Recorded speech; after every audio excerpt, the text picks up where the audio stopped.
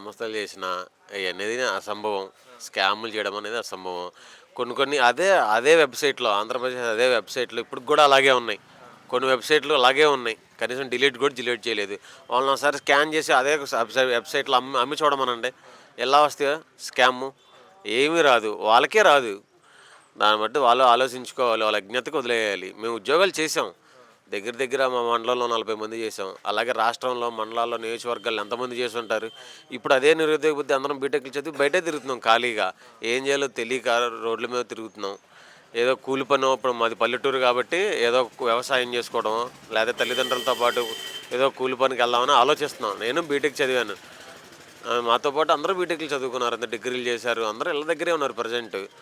రీసెంట్‌గా మా ఫ్రెండ్స్ కూడా అలాగే సచివాలయంలో వాలంటీర్‌గా చేసినోళ్ళు కూడా ఇంటి దగ్గరే తిరుగుతున్నారు.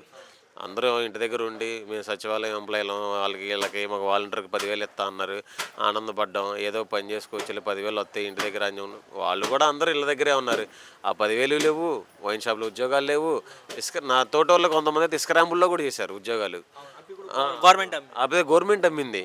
డైరెక్ట్ గవర్నమెంట్‌కి పని చేయటం, స్లిప్ రాసి పంపించడం, ఆన్‌లైన్ వెళ్ళిపోయాయి ఎప్పటికప్పుడు.